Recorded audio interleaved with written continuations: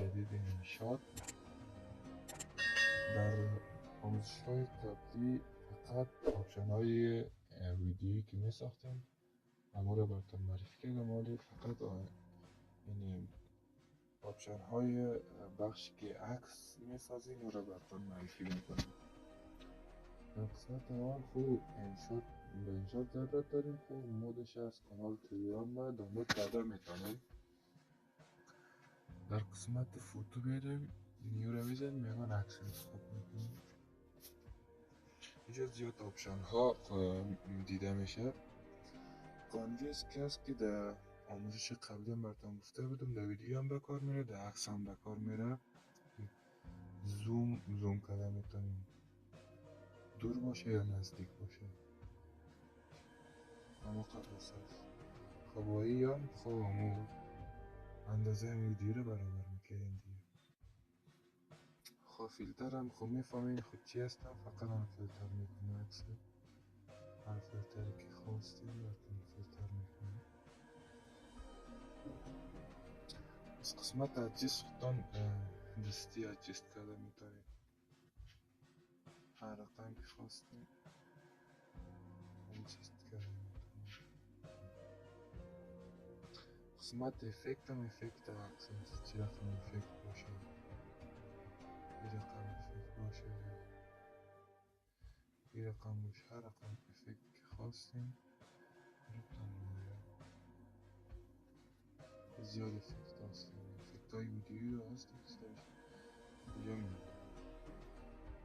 قسمت بک‌گراند که هست، همین بک‌گراند هم عکس برای شما میاره. وقتی که اندازه عکس خودتر کردیم بک‌گراند دادیم، اینجا بک‌گراندش میاره. دلتون که رنگ بود، دلتون که عکس انتخاب کردیم، هر چی که خواستین خودتان میتونید قسمت بک‌گراند. قسمت استیکر، خب هر استیکر که بانین یا از جا عکس بانین، هر چیزی که بانین این میشه. قسمت تکست اضافه متن هر چی که خواستین اضافه کنین از جا میتونین اضافه کنین. مثلا من نوشته میکنم معرفی انشاد.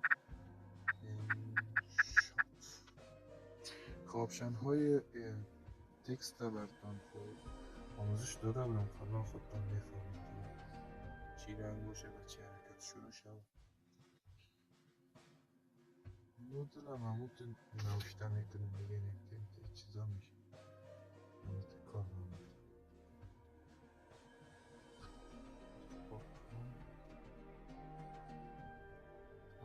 از قسمت کت اوت میتونین همین بک‌گراند همین آدم کت کنین،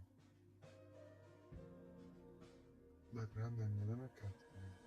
از قسمت پیایی که مثلا یوان عکس انتخاب میکنین، مثلا یه باشه اینجا میارم باز اینجا آپشن پیایی که میارم فیلتر ادیت. خوب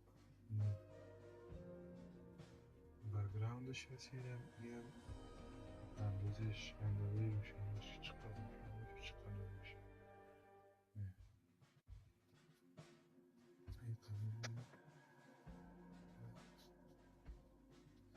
قسمت ماسک سر از یک عکس میتونیم کلبه کنیم،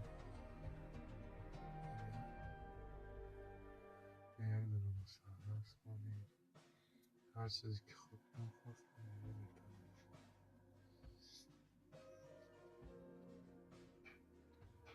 قسمت بلند ماسک بلند کنیم، قسمت بلند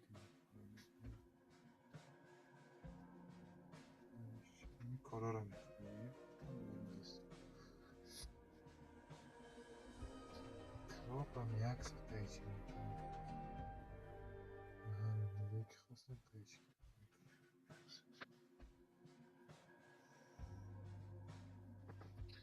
فلیپ هم چپ و راست میکنم.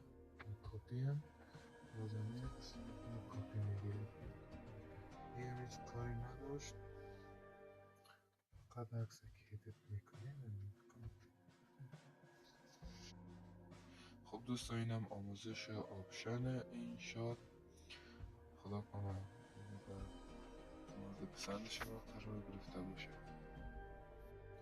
لطفاً چنل رو سابسکرایب و زنگوله رو فشار بدین. تشکر از تماشای ویدیو.